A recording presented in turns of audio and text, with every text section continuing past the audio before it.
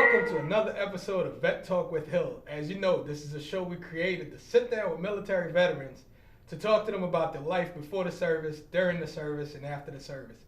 I'm your host, Hill Pluvios, United States Marine Corps veteran, and today I have with me my friend Latoya Sykes, U.S. Army veteran. Hi, how are you doing? I'm good. How you doing? I'm well. So good to have you. Thank you for coming.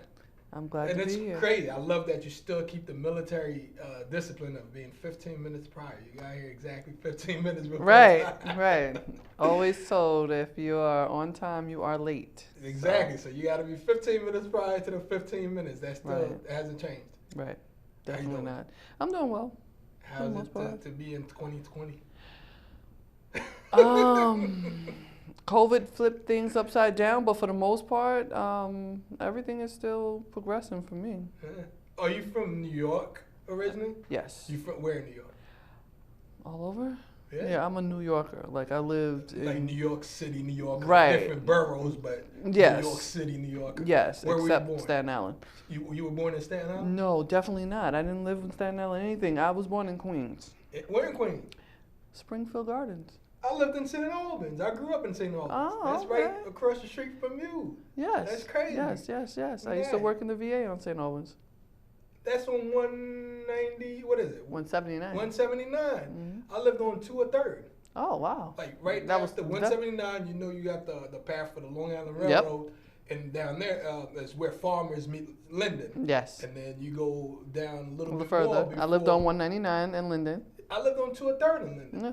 Yo, that's a small world. Yeah. That's crazy. Did you join in the military from Queens or from somewhere else? No, I actually lived. Where did I live? I lived in Harlem. In Harlem, yeah. Mm-hmm. When you joined the military, and I came to a recruiter station actually with a friend because she was joining. I was just accompanying her for her to take the ABSFAB. And the recruiter said, "Hey, why don't you take it?" Now, to be honest, I've always wanted to join the military, so me taking it was like, all right, I'll just do it, whatever.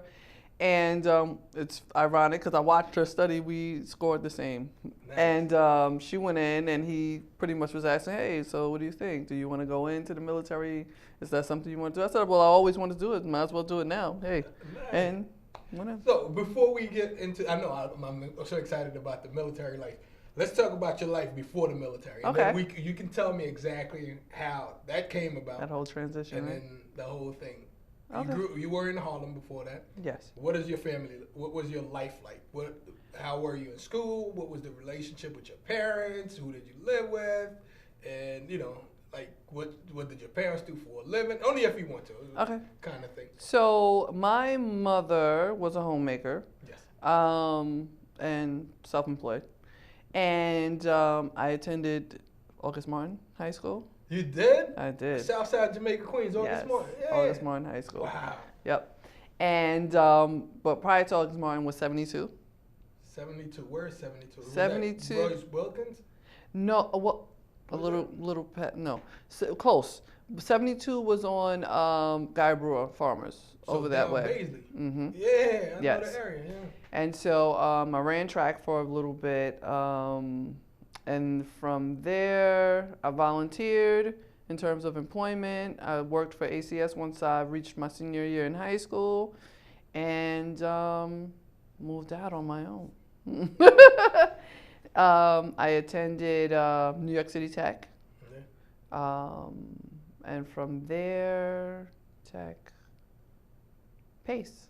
Nice. So this is your life growing up in Queens, and then you took the test with your friend, and then you decide, hey. Well, she was my roommate. Your roommate. So how long did it take for you to decide from when the recruiter asked you? Did he just say, hey, would you like to do it? You're like, yeah. And then he said, okay, we pack up and we leave tomorrow. What happened? Well, I took the ASVAB in July. August, I was gone. I was out. You were playing. For Hamilton. For Hamilton, Brooklyn, where you do the maps, you do the physical and so on. Everything. You remember that the night that you left? What was that like? It wasn't night. It was afternoon. After I did the physical, signed the contract, and everything like that, we had our bags and we got on the bus, and drove us to the airport. Wow. Mm-hmm. And where did you go? Where did you go to boot camp? Where is Army boot camp? Where did I go to boot camp? Jackson. Fort Jackson. Fort Jackson. Where's Fort Jackson? Fort Missouri? Jackson. No. Fort Jackson's in North Carolina. Yeah. Right? Or South Carolina. I don't know anything about the Army. It's on the east. South I Carolina. don't know anything Well, about the Marines was in Fort Jackson as well. No. We were at Paris Island. No, we had some Buford, Marines in Fort Jackson. Maybe they were stationed there, but not for boot camp. Okay. Our boot camp is in Paris Island, Okay. South Carolina. So, process of. Wow, maybe they came for sick call? Maybe Because they would come something. through over on that side. All right. Maybe they so had South to- Carolina. I don't know anything about that Okay. at all.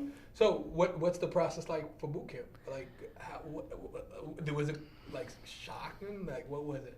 Okay, so again, I've always wanted to go to the military. In fact, as a child, I lived in Williamsburg, and there was this woman who lived in the building, and she was very militant. So when her children came down the stairs, they had to come down in cadence, in line, and line up against the gate. So I've always watched her do that with her children. Kind of weird, but I understood where it came from. My grandfather also was in the military. So What branch? Army as well. Nice. So getting off the bus, they're yelling at you, let's go, drop your bags here, and we have to do this obstacle course. And I'm like, oh, this is fun. Seriously. And so I'm jumping over things, climbing things, crawling under things, and I'm like, oh, yeah, I'm gonna like this. So we sat in one part of Fort Jackson for a bit before we actually went to the other side. And waited a while. And then once I went to the other side, I thought it was a piece of cake. You thought In the boot camp beginning. was a piece of cake? Oh, yeah.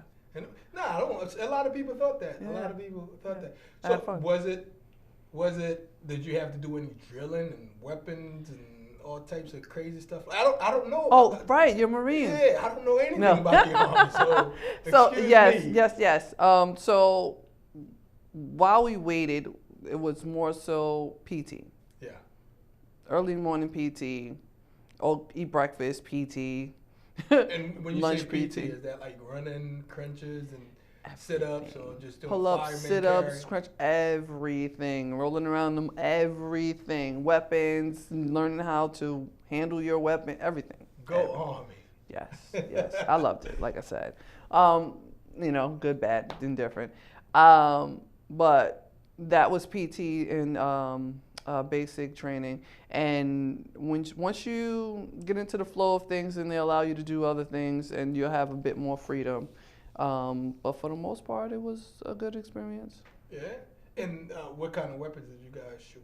M16s. M16s. Yeah. So did you have to do the whole drill with the M16? You know how Marines Definitely. You have to carry your weapon the entire time. You can't put it down on no Goma Pal, none of those things. You have to carry your weapon. and clean your weapon like every day. Take it like, apart. for hours and Yes. stuff like that. Very cool stuff. Like I didn't know that much about. I mean, different boot camps do things differently, so I didn't know. And did you?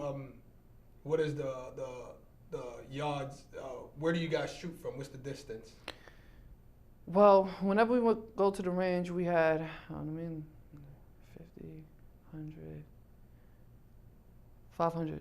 500 What's yards? that? Yeah. 500. Really? Yeah. Nice.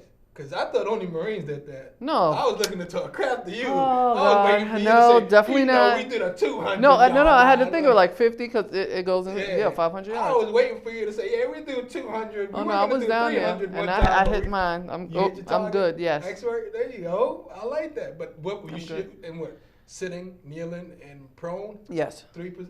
Yes. Wow, that's impressive. Go on. Cool. How long is boot camp? Shit, you talking 10 years now. Boot camp was 16 weeks. That can't be because the Marine Corps is 14 and it's 12 and we have the longest. Sugar, honey, I see. Don't look. Okay. Let me think about this logically now. I went in August. We had Exodus in December. I came back February. From boot camp? That was boot camp. No, it can be. Because that'll be, if you got September, August, let's say September, I went in October, August. November, December, January, February, that's 6 months. I think you're combining like with school and everything else. Am I? Probably. You're absolutely right. Yeah. You're absolutely right. So August to whose birthday was it? It was Kip's birthday. His birthday's November 9th. We graduated a day before his birthday, so November. Yeah. You're right. So it's about that. Yeah, that's just probably right a couple of weeks shorter than the Marines. Yes, you're and right. would you say, you obviously said boot camp was a piece of cake. What made it a piece of cake for you? Do you feel you were ready for it because of that? Yeah, I'm a natural athlete. Yeah. That's why. I can tell you ran track in high school. And I was bodybuilding, volleyball. That was in everything. Yeah. So how about the mind? Was your mind in a place to, because you're away from your family, you're restricted, you're in the barracks with people you don't even know. The squad bay, I say barracks. You don't even know. No, we call it barracks. Well, yes and no. The reason why I say that is because I did outdoor things home. We would go away to camp, sleep in cabins, So some of those things, I just put it in that perspective. Like, I'm just going and we're sleeping, You would have been a good Marine. But you could have been a Marine. Like, nah, seriously, because that's the mentality that you need to have. Like, you could have been a badass. All right. Yeah, all right. It's not too late. You know the Marine Corps. We'll still take you. Take anybody. No. Here I am playing top. We don't take anybody. No, this is true. You're right. You don't take anybody. The Army does. The Army does. I didn't take it. You did. I didn't take it. Here I am recruiting for the Marines. No, well. You military, right? You would have been a fine Marine. I think so. All right, you in boot camp now. You're graduating boot camp. What goes next? How does it work? After boot camp, you go where? What happens? You're shipped to AIT. What's AIT? AIT is where you learn your trade, everything about what you're supposed to do. What was your trade? What was your automated logistics specialist? What is that? Pretty much supplies. Learn how to warehouse. Civilian term would be logistics. Yeah. So you work in a place where the military keeps military gear and stuff like that, and you supply them out to units and this and that. Yes. So how long was that school, and where did you go to that school? That was Fort Lee, Virginia, and let's think about the numbers. So November, we went off in November. Exodus in December, finished in February. So about 2 months. Yeah. So now that's done, because for the Marine Corps, after we do boot camp, you have to go to what we call Marine combat training. Because for us, it's like before you get to your job, you're a warrior first, so you have to learn the. Well, we did that in boot camp. For us, even after boot camp, we have to go do that in North Carolina as just a part of it. You know what I'm saying? So we did that, and then you go to your MOS school. And even at MOS school, you did a lot of stuff that pertains to your job, but also a lot of hand-to-hand combat, a lot of PT, a lot of, you're still training for combat. So you go to your MOS school, you're done. You guys call it MOS too? Yeah, your MOS school. After you graduate MOS school, where do you go? Your duty station. Where were you stationed? Ooh, so I was quartermaster, so I was stationed in a place in Brooklyn on Lynch Street. How'd you get back to Brooklyn? Don't ask me, I was lucky. I sure you was. So that's like an I&I station, like that's like where reservists go. Yeah. How'd you? I was there. I got back. Wow. So I was there, and then from Lynch Street, I was on Fort Hamilton. I went to West Point for a bit. So you stayed in New York? Pretty much. How'd you? I was lucky, I guess. From Brooklyn, whatever place you said that was, Fort Hamilton, which is also in Brooklyn, to West Point, which is upstate New York. So you like. And I would travel back and forth. Yeah, nice. At the time I was married, so my husband actually was overseas. Nice. So I think that kind of worked out. Worked out perfectly, yeah. So talk to me about your day-to-day job at your first duty station. Pretty much the first duty station was like really slow, because like you said, it was reservists there, it was National Guard there, and they had their supplies, but they were going out. This was around wartime. Yeah. This was 2006, so yeah, we definitely had to train and know our place, know what we're supposed to do at that time. And then your next duty station now, you rotate After how long do you stayed at that duty station for a year, or how long do you remember? I want to say a year and a half. A year and a half, and then you rotate to Fort Hamilton. Fort Hamilton Hamilton is exactly where we both went for MEPS. Mm-hmm. That's where you do all your physical stuff. So Mm-hmm. now you're there. What's going on there? Pretty much the same thing. Same thing. And we're just sitting, waiting. Some will go over to do their training, and also get ready to ship out to wherever, Iraq, Kuwait, whatever. And yeah, and then from there I went to West Point. What was the work life in terms of like the people you work with and so on? What was that like? Was it like everyone? Because I imagine, because I was stationed in North Carolina, I was in Japan, I was away from home. But I imagine a place like Fort Hamilton where a lot of the people live off base, so they just go in. It's a 9 to 5. You go in, you work, and you go back about your business instead of where you're like in a place that's not like a 9-to-9 station. It's like after work, you're in the barracks with the same people you work with. You do everything with the same people you work with. So what was that life like? Did you get along with everybody, or was pretty it much cake, because like you said, you're not around them the entire time, opposed to like for me when I was in boot camp or when you were stationed in North Carolina. So at this point, I can go home. I can come. We can hang out wherever, and then go to our respective places. But being on the fort is like being in a whole different world. So just that experience alone, you can kind of, I don't know. You have to learn the transition both, because I can speak military jargon outside and people don't understand what I'm saying. You know? So it's that transition and keeping that in mind that you have to code switch often. Even I do that now as a civilian. I know when I'm talking to my Marine buddies, like I can speak in Marine terms. When I'm talking to a veteran who's not a Marine, so I got to be careful because a lot of things that I say you guys don't understand, and a lot of things you say I don't. But when I'm speaking with a civilian, I just have to be 100% right, and like, have to remember military free. Yes, like I have to understand that I'm talking with a civilian. Yeah. And so they ship you. You go to West Point. It's super cold up there.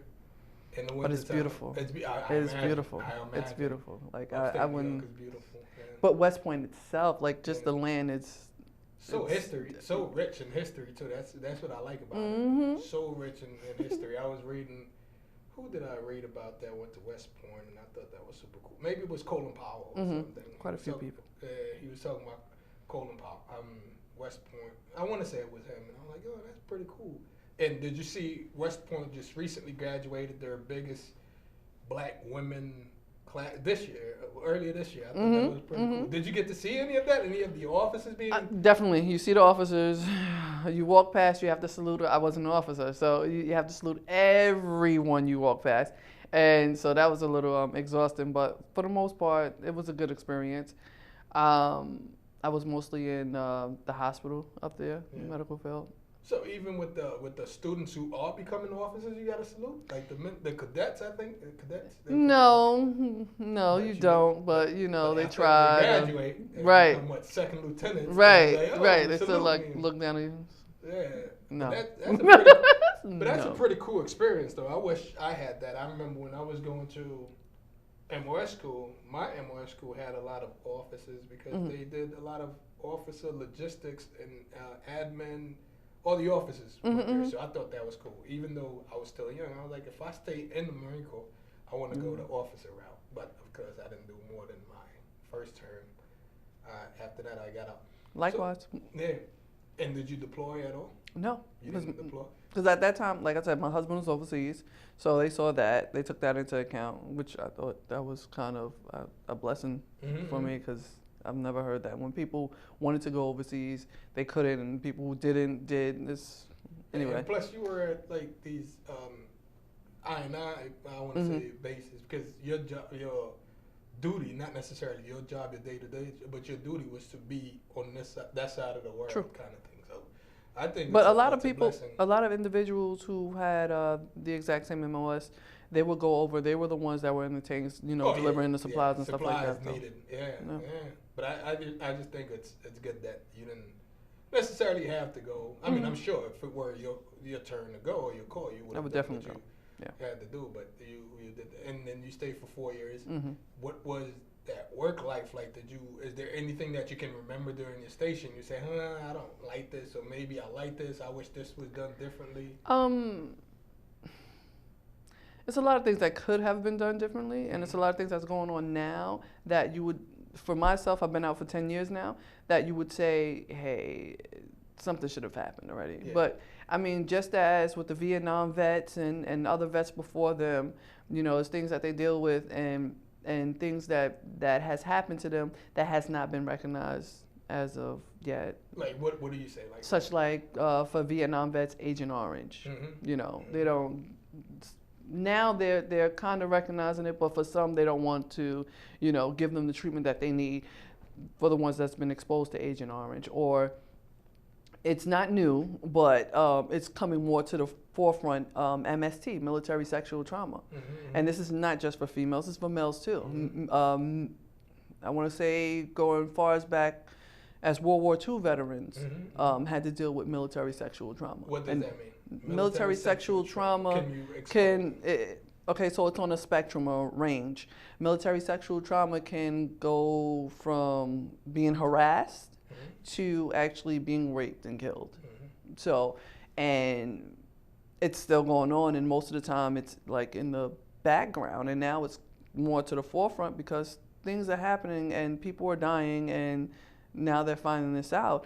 Because I know you used to do some work for the VA. Yes. Is that where you learned about this, or is this something like you personally? And yes. People, so this is definitely an experience that I had, and so going into the VA, I delved more into it and spoke about it and ways to get around it as well. Yes, definitely. Are you more than welcome to speak on it if you want, but if you don't want to, you don't have to. You know what I'm saying? But do you want to tell us? Well, I can tell you some. Yeah. So during my basic training and some of my AIT training, which is MOS school, I dealt with that. And the harassment is real. And for some, they have their ways of going about doing it. But for the most part, you're on that base with whatever platoon you're with, whatever company you're with, and those are the drill sergeants, those are the first sergeants, and whomever else, and you pretty much have to deal with it. Yes, there's places you can go, but for the most part, people don't want to really,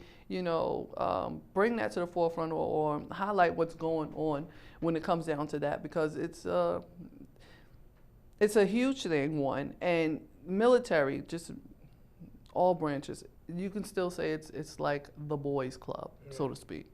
So, in speaking to that and trying to get some type of help or just advice as to what to do, it's very hard to do. And it even comes to the point where, you can get ostracized, thrown out of your barracks, even other females from drill sergeants. Complaining about it. Complaining about it, or even complaining about it, or even not willing to go along with it, fighting against it. People will ostracize you. Not just the people that's harassing you, but individuals who go along and get along will also be a part of that. And that would be females and males. And it's crazy you say that, because obviously right now in 2020 we have the case with Vanessa Gillen. Yes. And I don't know if I was gonna bring that up, but the fact that you're on the topic now, how do you feel? Because you were in the Army, obviously, and you speak about your own personal experience and what things that you've seen and so on. What do you think happened with her? Do you think it's the same thing that you're pointing out? Because I strongly believe it's the same. Because now at this point, you hear some of the things that's coming out, and you hear some individuals saying, yeah, she complained about it, or she said this, or she tried to do this, and nothing happened. And now we come to the point where she's gone, and now what? What are we doing? Like I've heard so many times, and so myself, you can lose a weapon or anything on a base, and they'll shut it down to find that weapon, and you couldn't do this for a human being. Right? Wow. So, we have to do better. If we're coming into the military to fight for this country, and in some cases we're not even accepted on some of the bases. I remember going to Fort Jackson for the first time. I remember going to Fort Lee. and Caucasian battle buddies never saw a black person before and questioned, oh, why do I dress this way? Why do I talk this way? Oh, can I touch your hair? Why are we still doing that in 2020? In the military, this is crazy. Luckily, I didn't have to deal with any of that, and you've touched on so many Quite a things few, like, to the right. point where I'm like, where do I start next? So let's before we get to obviously the black and white, let's talk about Vanessa. That happened to Vanessa. You say she complained. Do you think her chain of command is to be blamed or to be held accountable for doing nothing if she did complain? As we say in the military, shit trickles down. And best believe someone knew something and nothing wasn't done. This is not the first time it happened. So they did nothing.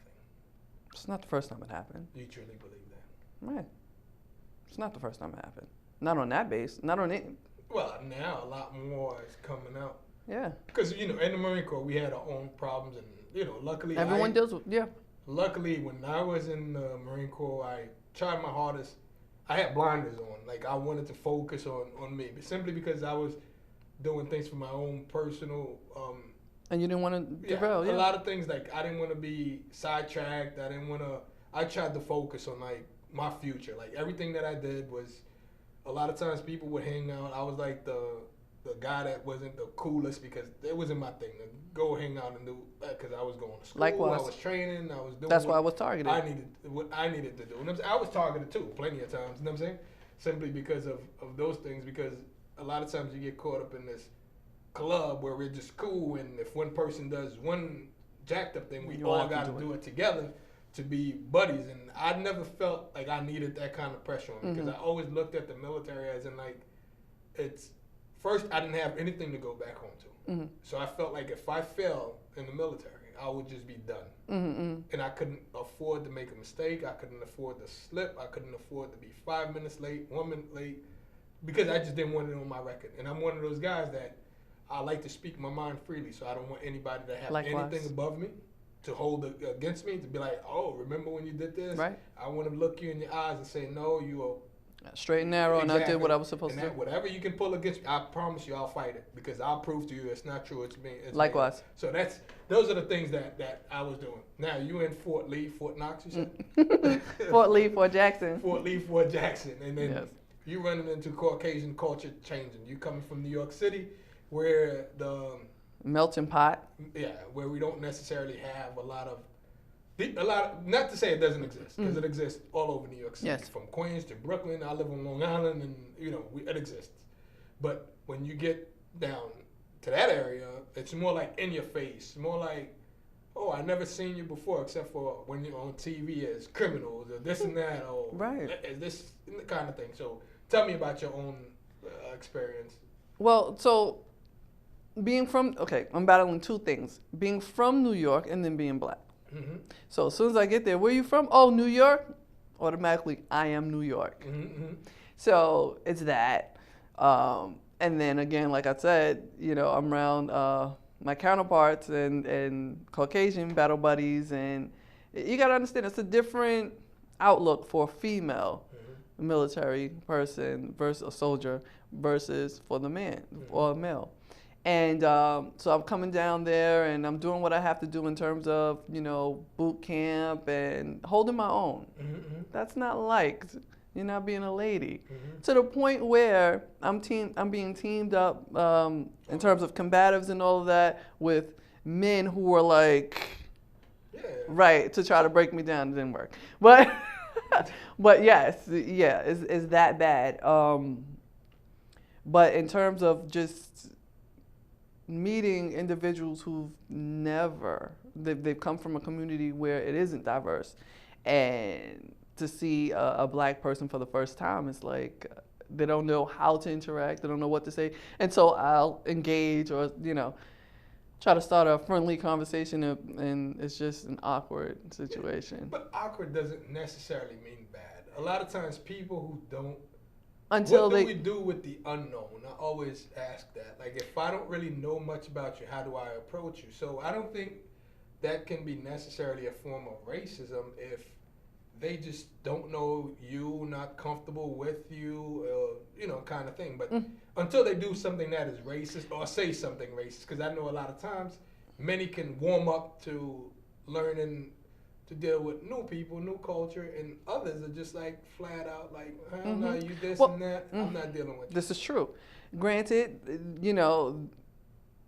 just being awkward isn't a form of racism, but what happens is once you try to engage that person and they figure out whether or not they want to speak to you, and their decision is based solely on their peers that's around them. And so if they come across individuals that they know, or individuals that share the same culture, then they make their determination of whether or not they want to speak to you. And then that's what, and of course, yes, everyone has that right, but then once you team up and now you feel like it's you guys against us, then that's when. And I guess I can understand that, because coming from New York, a lot of my friends that I would click with like this are from New York, simply because we come from the same place, we have a lot to talk, like we listen to the same music, even though we can still listen to hip hop together, but it took me a while to warm up to down south hip hop, because I'm such a New Yorker. I'm such like this. So all my guys, like, we'll drive around listening to New York guys. So when we get down to even blacks who don't listen to the things we listen to, who don't sound the way we sound, we think like, oh, what's wrong with these guys? So we try to kind of keep away. So that's why I'm trying to like be extremely careful. So when we're talking about people who are of different skin color, just because they don't warm up to us, I don't necessarily want to call that racism. And I think some hardcore racism in the No, I'm not saying that it's racism, but what happens is the separation then causes us versus them. Like right, and then once that happens, then that can be misconstrued as that. Okay. And so once that happens, it creates just like this barrier, and we're all supposed to work together, fight together, and it dissipates once we go overseas. It dissipates once we have to do some type of whatever together. Yeah. So and that's one thing I find ironic too, because I forgot what I was going to say based on something you just said that triggered something. So when it comes back to me, I'll tell you. And like I said, I face some hardcore racism. I just don't want it to be like just because a person's culture is different from yours, and they're not. It may take a while to warm up to you. We may mistake that for racism. You know what I'm saying? Because I know a girl who was Mexican who never saw a black person before. So she told me that she ended up marrying a black guy and having a baby by a black person. You know what I'm saying? So probably once you realize that the culture is not that different. Exactly. Like, and again, being based together on in the same barracks, you kind of like hang out together. You start to see like more of a similarity than more differences. Because automatically, we already have New York above us. So they hear New York. Even New Jersey can be like, a little different from us. This kind of thing. So once we start to go down there, so that dynamic changes. And I'm telling you, and I face some hardcore, like straight to your face, shut up, you N-word type of, you know what I mean? Racism. You know what I'm saying? But I kind of like paid attention and know the difference. So now after MR school, you go to Fort Lee, you see the differences. And this is your first enlistment or only enlistment. Now you getting ready to get out the military. What was that process like? That process was pretty smooth for me because, like I said, I work for ACS, and I'm just gonna kind of like tie in how it connects. The whole rehabilitation, understanding where you are, what's going on with you, and how you can maneuver from coming out of the military and entering back into civilian world. And so once I realized that, I reached out to a few people, and they point me in certain directions, and that's how I pretty much, met a few people, but I didn't. I didn't move from military lifestyle, if that makes any sense. So all of same here. Right. All of my employment doing veteran stuff, military related stuff. Yeah, same here. So once that happened, I worked for a few non-for-profit organizations that help veterans, and then the veteran affairs, and then that's when I started to speak out more, advocate for veterans more. Why do you think that is? Because I caught myself doing the same thing. Even though I was super vocal about the mistreatment or the way veterans are treated, it wasn't until I worked for the VA I was like, we need to do more. We need to do better. And this is not to bash the VA as a worker, but this is as a veteran who sees from the inside what can be done to help better position veterans. Mm-hmm. And that's exactly what I did. So walk me through that process. What were you doing and for who? And what was your goal, your objective for veterans? Okay, so like I said, I worked in St. Albans, and it was a vocational rehabilitation specialist. Mm-hmm. So whenever the veterans come in, I would either help them with employment, just connect them with different resources that will allow them to acclimate back to civilian life and just get them in the flow of things before going into employment or anything like that. So to make sure they're stable. And in that, I would connect them to different military veteran communities, and that would assist them in just feeling comfortable where they are, and having that camaraderie and having their battle buddies help them along the way throughout their process.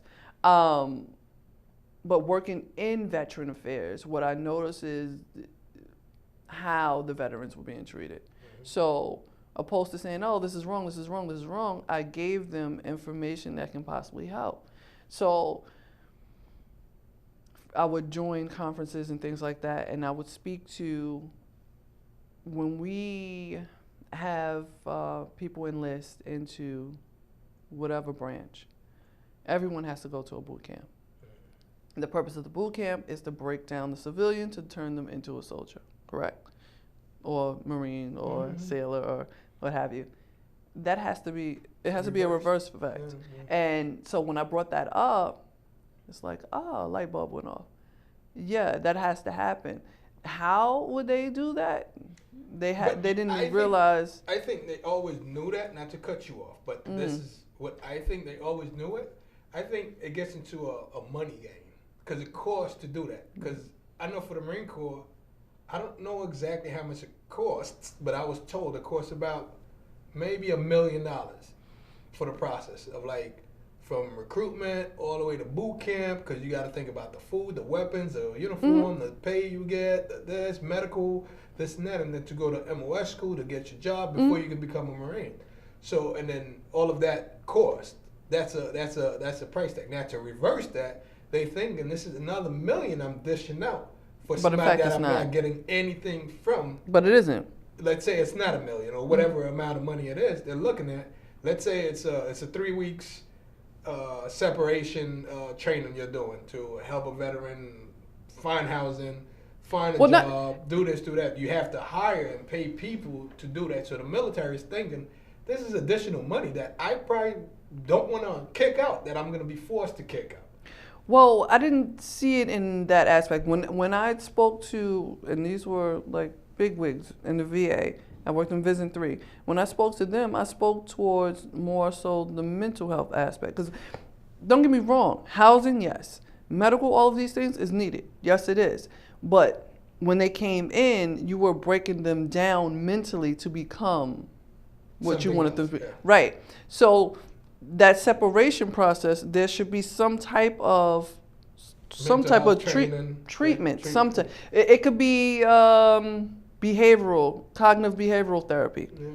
Let them get everything out, because if you would do something like that, not only would you save on service-connected disability funds, you will save on a lot of other things that is needed once they leave out. Mm-hmm. So and believe it or not, once they go through that rehabilitation process, whether it be 3 weeks, a month, or start while they're on their last leg of it, once we discharge out, we'll be able to do everything ourselves. And I think that's what can create a lot of depression too for a veteran, because we are trained going from a civilian to becoming a Marine. You're trained a certain way.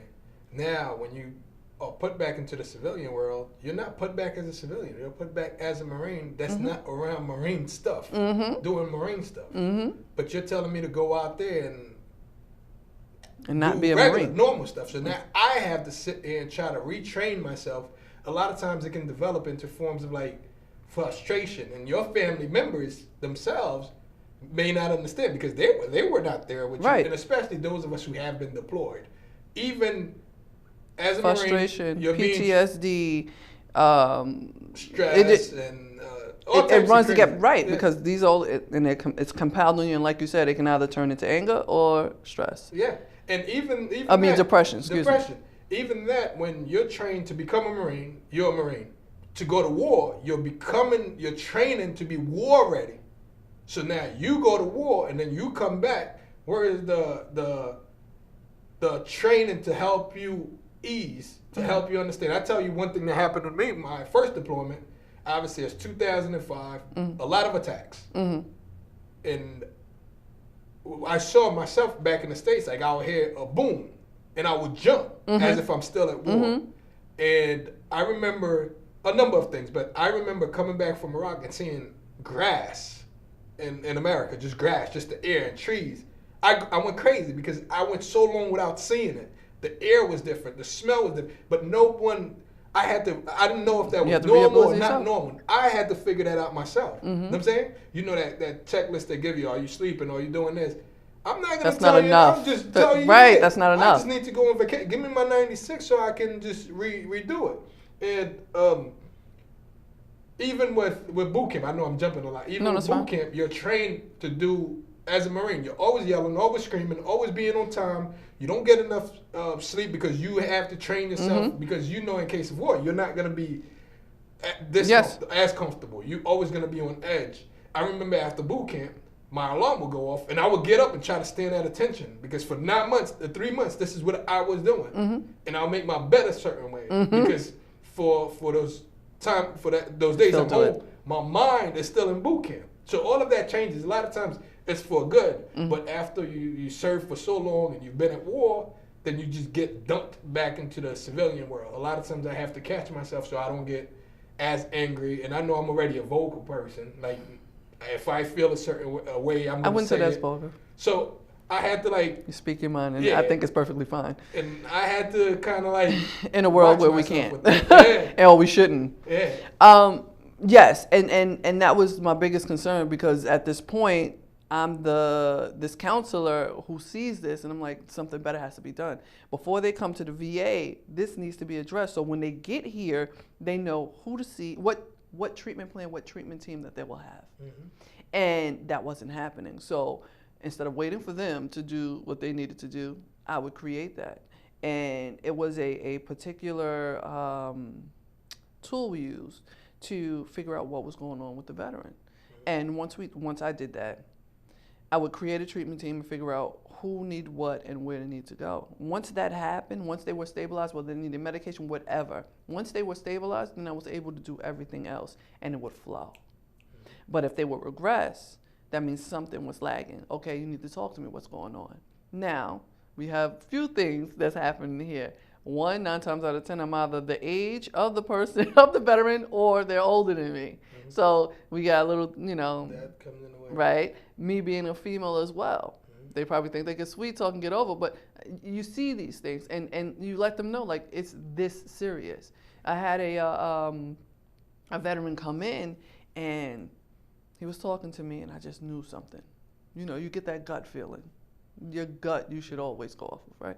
So I go to who was the director at the time. I said, listen, do you mind coming in to speak to this gentleman? I sense something, but I don't want to, go overboard, but I think, She's like, oh, okay, I'll talk to him. She came in, she talked to him. She's like, oh, he's fine, just, Was she schedule a him. veteran? No. That's one Wait, hold on. Go. She said, okay. This is good.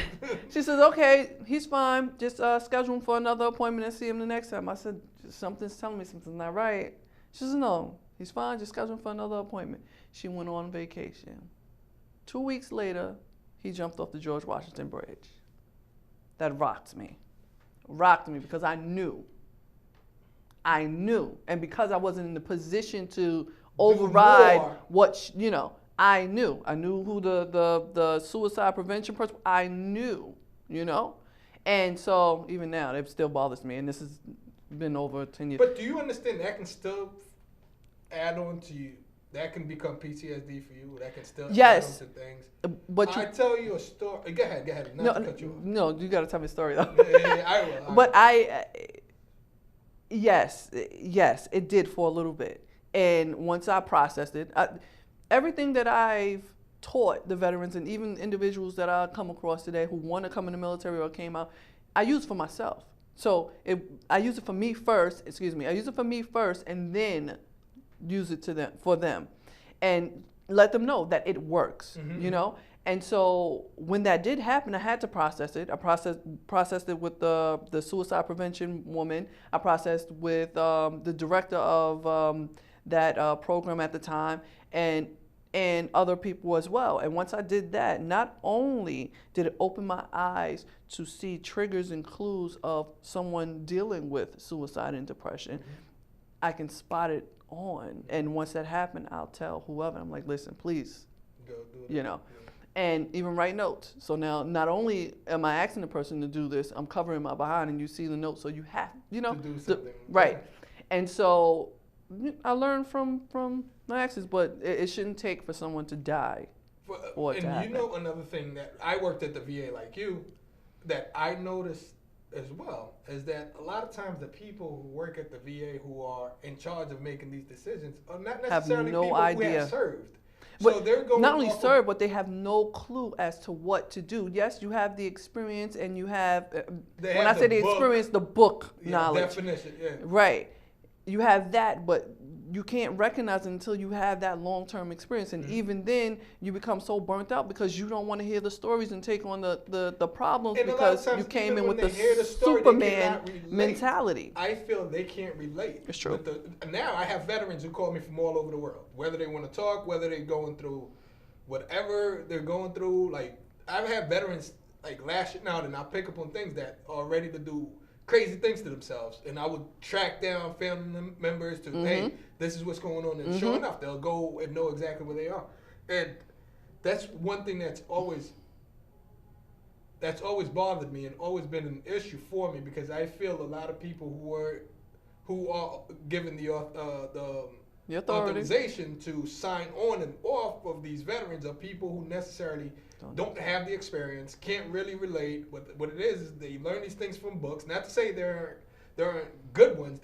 I used to work at the VA, and veterans would call me, and I would cry on the phone with veterans because everything that they're telling me I've gone through, that I deal with, or I know for a fact, and trying to get them to the right counselor or whoever it is, just to take that same number. I don't know if it's because they have a lot of people that they have to worry about. This is just another number, not a person kind of thing. But when I sit there and relate, and those things used to eat me alive. That forced me to say, hey, this is probably not the job for you. If you want to do for veterans, you can do it by yourself, which I do mostly now, and I see the result. I get the great outcome. I get veterans who write under these videos that I make. I get veterans who call me directly and say, hey, I'm looking for this, I'm looking for that. How can I get to this? How can I accomplish that? And I have other people who want to do for veterans who contact me, and I kind of play the point to dish it out. So what you said is 100% true and believable, and it's just unfortunate that you couldn't save this veteran. Had this counselor just listened, just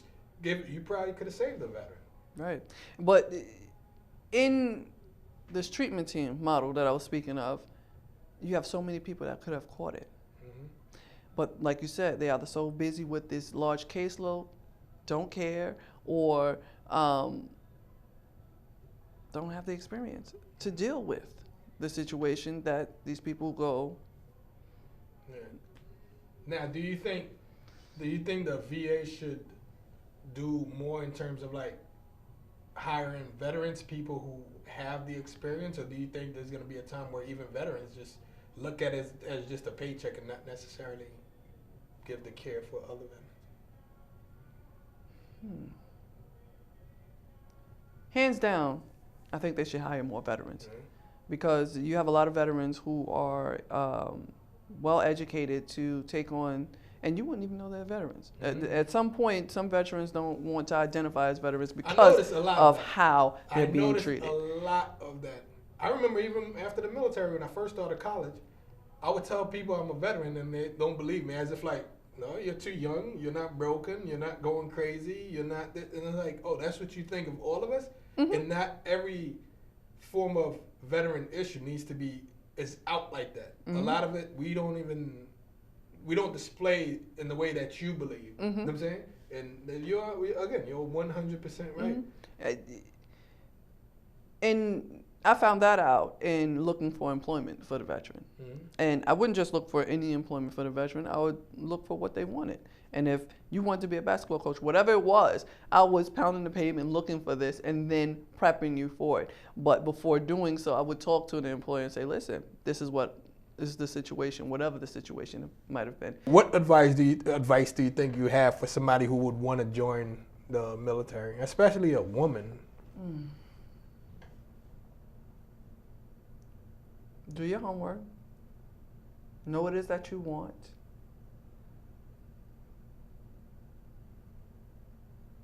How they say, know your price. And if it's too high, then you know what to do. Yeah. Because at this point, we see what's in the news. We see what's going on. And if you're not aware of those things and you get caught up in it, it's like, where do you go after that? How would you manage after that?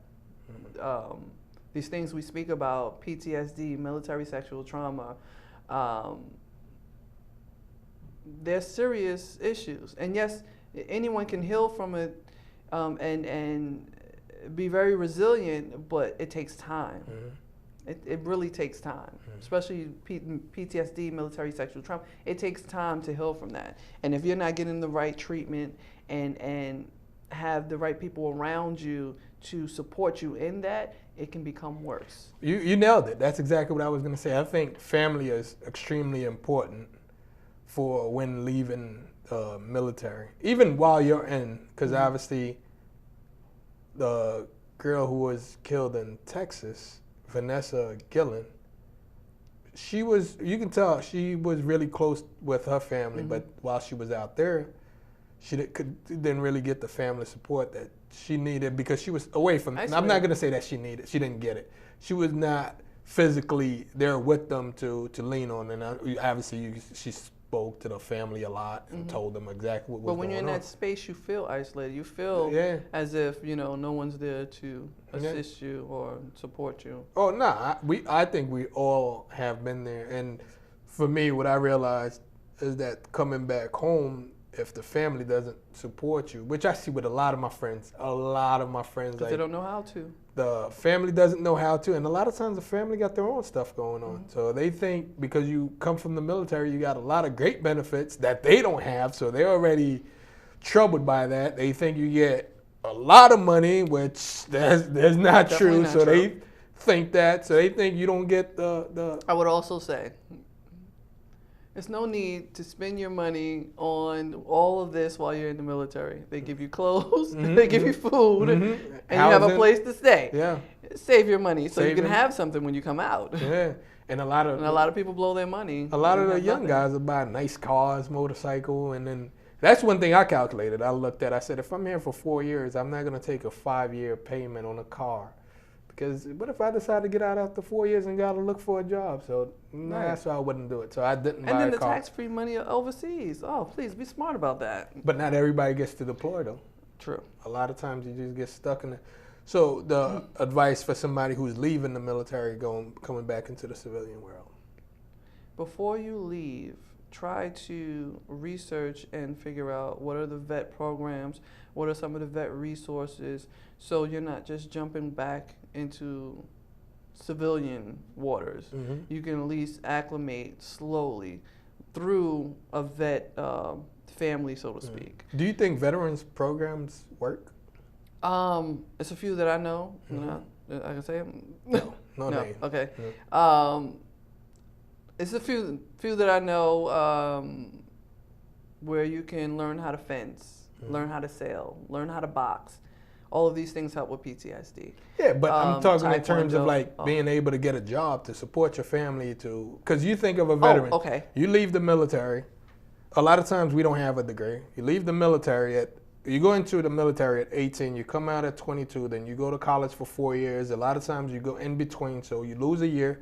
So by the time you're done with college, you're in, you're 27. Let's just say you're 27. Now you got to go and apply for a job that is for somebody junior who's fresh out of college and this and that, but you have all this experience from the military, and you can't necessarily get that job because people from that company don't understand what you bring to they don't understand what you've been doing for the past 4 years in the military.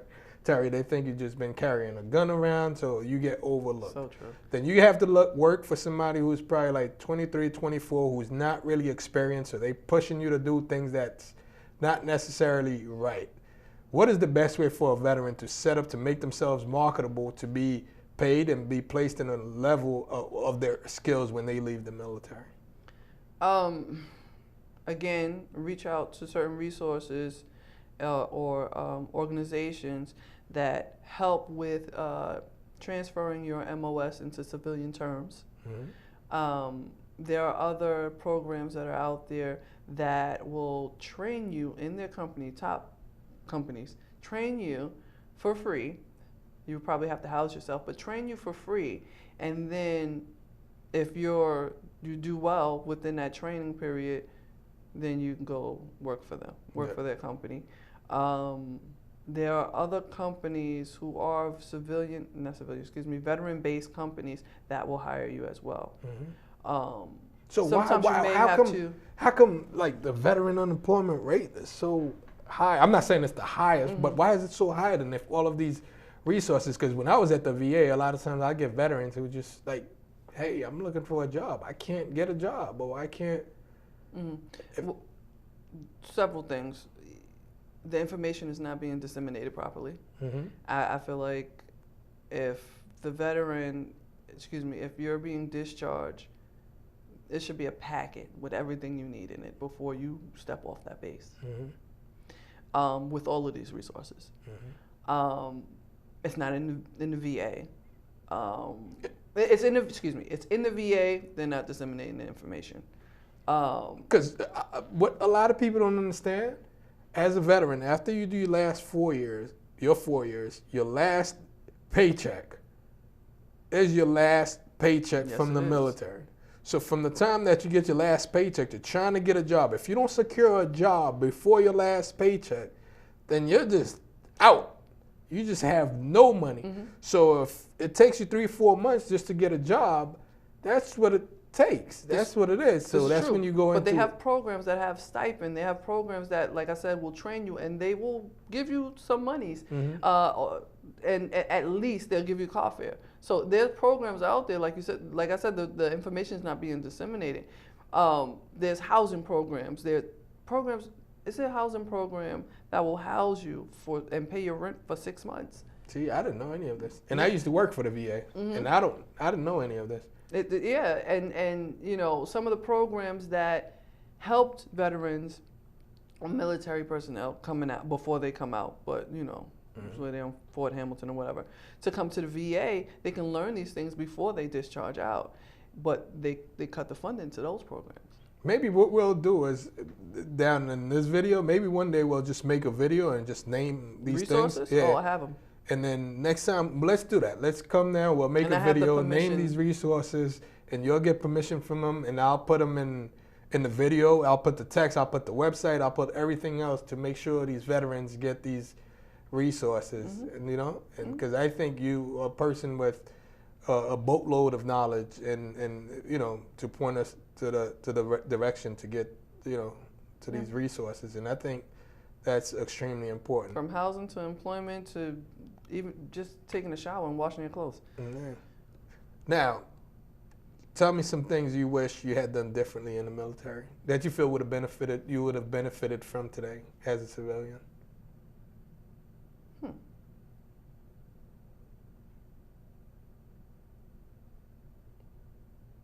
Nothing. No? I'm not the type of person that say, oh, I wish, because I wouldn't be the person I am today. So what is one thing that you're glad you did that you feel put you in a better position? Work for Veteran Affairs. Yeah. Because, you know, I figured out what the resources were, and not only did I use them for myself, but I disseminated that information. Every veteran I come across. Nice. I think by this conversation here, I think the fact that you had the attitude of, yeah, I'm going to go in there and I'm going to rock out, make it happen. I think it's something that a lot of people who are going into the military should learn from. I think you have to be physically and mentally ready. Yeah, a lot of people now, I want to say, go into the military with the idea that, oh, I'm going to do my time in school. I'm going to get the GI Bill for school. But you got to make it there first. Yeah. And you have to be sane when you get there, you know, to do so. And that's one thing I noticed a lot in college, too. A lot of veterans, obviously, you're going to college, you're 27. Let's say 27, that's if you do 4 years, obviously, and then you get 4 years, meaning 18 you go in, you come out at 22, and then let's say 27. So by then, a lot of times you already have a family, you got a kid or married. Now you're in college, so you have to get a job.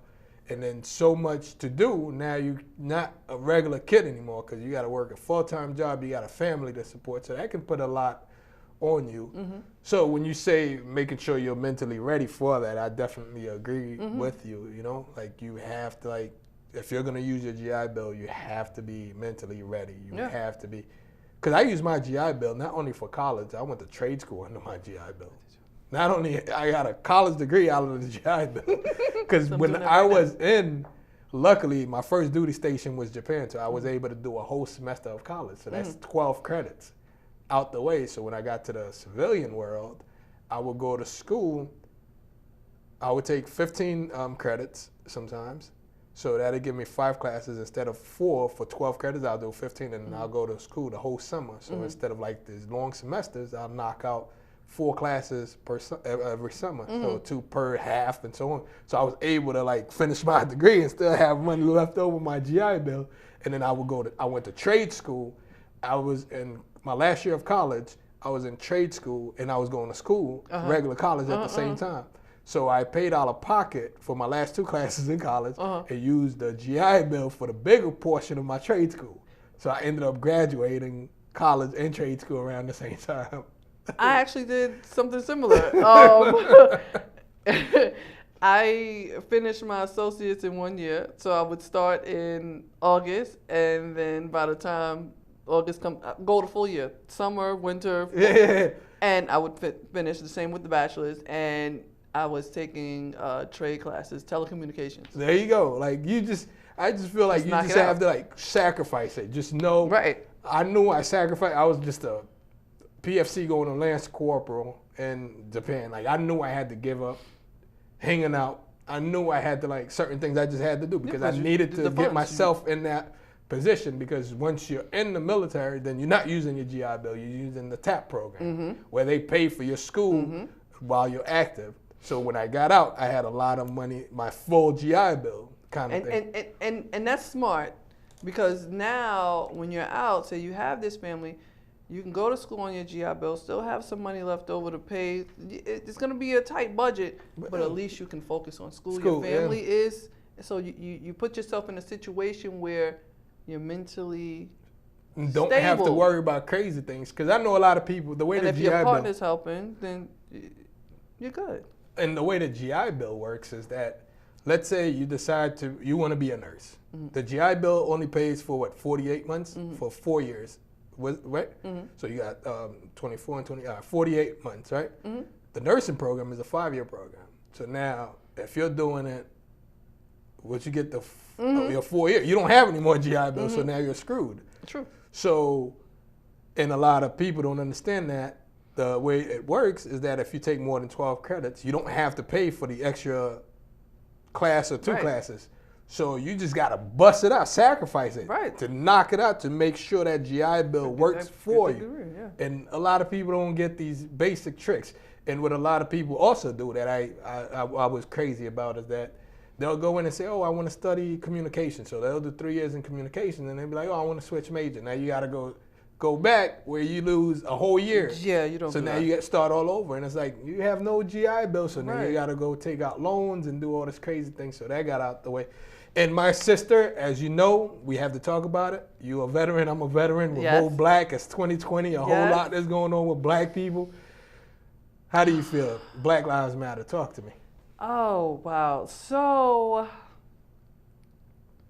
marches, demonstrations, right outside my door, right outside my window.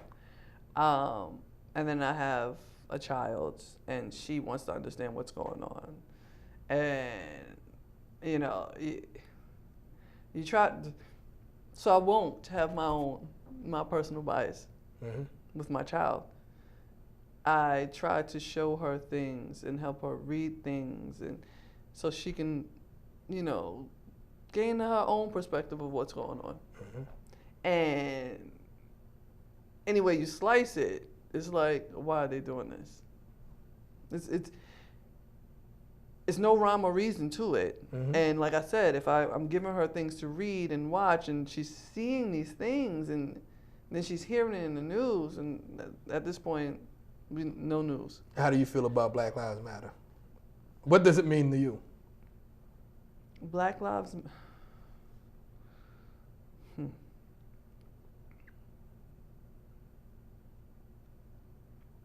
Black Lives Matter is a movement that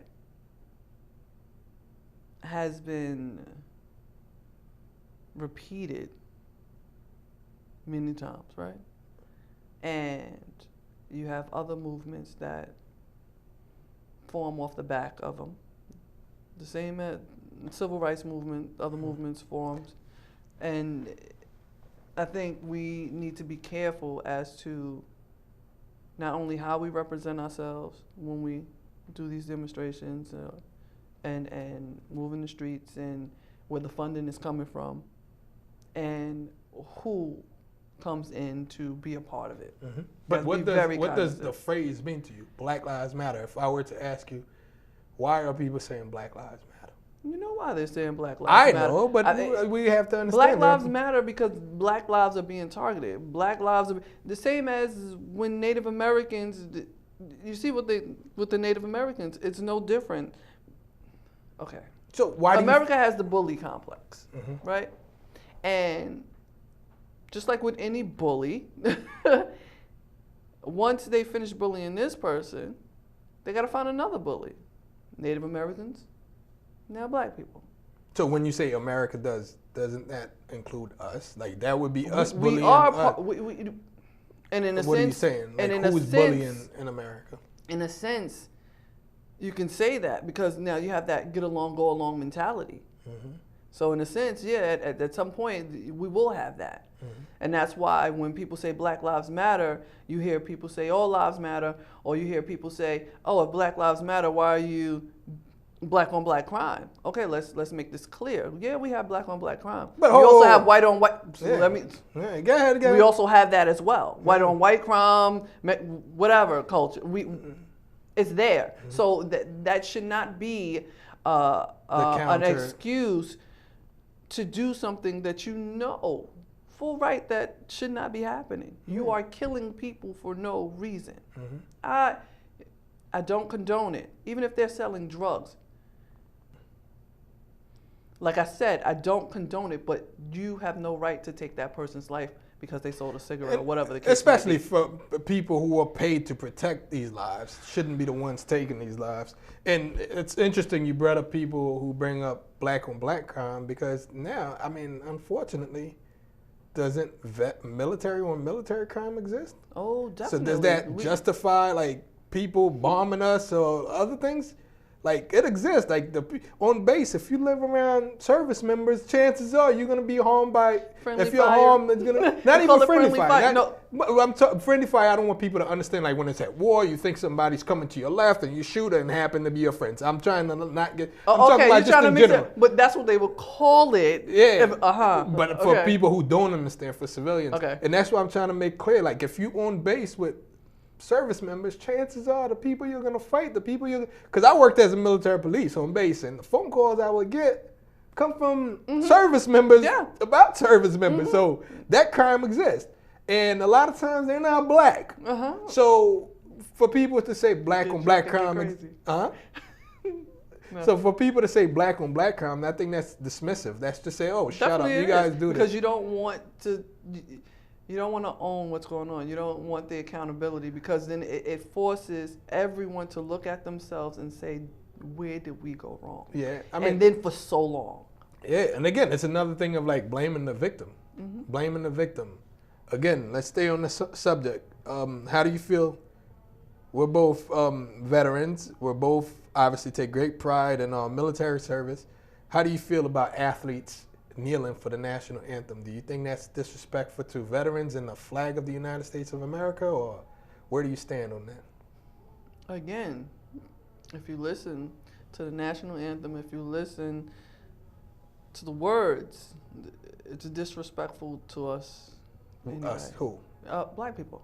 So you have no problem with athletes taking the knee? Not that I do. I don't either. No, I think it's their. Listen, if we have freedom of speech and see everything we can speak to defend us, it actually doesn't. So even in the Constitution, right? So in the Constitution, it states what it states about black people. So at this point, do what you feel. Because damn if you do, damn if you don't. I'm not saying start a full-out war. I'm not saying any of those things. But if you need to protect yourself, protect yourself. I think Baldwin said it. James Baldwin. About protecting your skin, your black skin. Now, let me ask you another thing. How do you feel about the people who have never served? All of a sudden they become the biggest Americans now to go against people who are kneeling against the flag but using veteran service to be like, oh, don't disrespect these veterans, but they've never served and would never serve. How do you feel about those people? Because I just sit back at times and I made laugh. my heart palpitate. They want to be seen. They want to be seen because, like you said, they've never served. They will never serve. They'll tell you they won't put on the suit. And 9 times out of 10 to be the same person to spit in a veteran face and not give a dime to or whatever. So that means nothing to me. For the individuals who come in and says, oh, I'm the real, there was a woman, I'm not sure where she came from in Africa, and she came against a Black Lives Matter protester and said, I'm the real African American. If you want to make a living here, you can do so, and systemic racism and blah, blah, blah, blah. There's no such thing. Right. That gets under my skin, especially when it comes from our very own people. Right. But you know what I learned to think, though? I learned to block that out because even on the plantation, you have blacks who didn't even see what was wrong with us, did not want to see what was wrong. They were comfortable with being at the bottom, and I totally get it. If that's you, that's what you want to be. No, it's not even that. Before the 400 years of slavery, there were, I believe, 65 of breaking the proud African person to become that.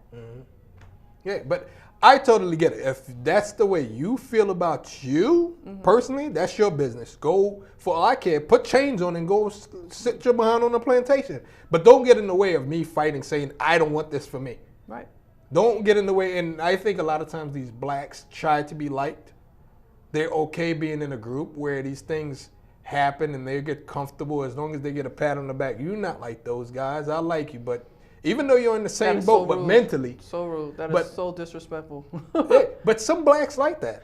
They want to be heard like, oh, you're not like this person. That's why a lot of times they try to give their kids names that don't really identify with Black African Americans, with blacks and this and that. And they want to live in these neighborhoods. And I'm totally fine with it. For all I care, just don't get in the way of me fighting for my freedom. Right. You more than welcome. And understand your, I don't want to say your place, as but understand what you have put yourself into, and then when it comes time to, or when your eyes become open, so to speak, you have to deal with that. You have to lay in the bed that you've created, that you made. Yeah, and keep it to yourself. That's my thing. Like, bring it over wherever you want to go and do what you need to do. And self-hate is real. Yeah. Oh, totally. I totally agree. Is there anything you feel I left out that you wanted to talk about? Because I feel like we can go on forever because we have so much in common coming from New York City. Both were in the service, working for the VA. We picked up a lot of information, good information that we can pass on. to veterans. And what I noticed is that we're both very passionate about veterans. About the I met you in Yes. veteran settings, Yes. and many times we've ran into each other at the VA. So Yes. we're always doing veteran stuff, and obviously we're both passionate, and we're passionate about the condition of blacks and Yes. exactly what is going on now today. Is there anything you feel like we need to talk about that I didn't talk about? But we are going to do that show where you come back and we list all the information that you Yes. can list. Yes. Yeah. I will definitely, and ask, like I said, ask permission. I'll reach out to the individuals. Yeah. I mean, if you don't have anything more to say, you can.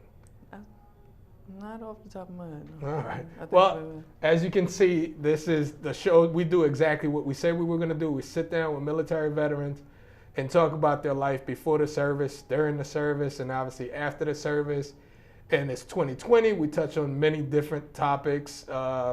What's going on in our community as veterans, in our community as black people, in our community as Americans, and in our community just as human. And again, if there is anything that you for in the service, working for the VA, we picked up a lot of information, good information that we can pass on to veterans. And what I noticed is that we're both very passionate about veterans. About the I met you in Yes. in veteran settings, Yes. and many times we've ran into each other at the VA. So we're Yes. always doing veteran stuff, and obviously we're both passionate, and we're passionate about the condition of blacks and Yes. exactly what is going on now today. Is there anything you feel like we need to talk about that I didn't talk about? But we are going to do that show where you come back and we list all the information that you Yes. can list. Yes. Yeah. I will definitely, and ask, like I said, ask permission. I'll reach out to the individuals. Yeah.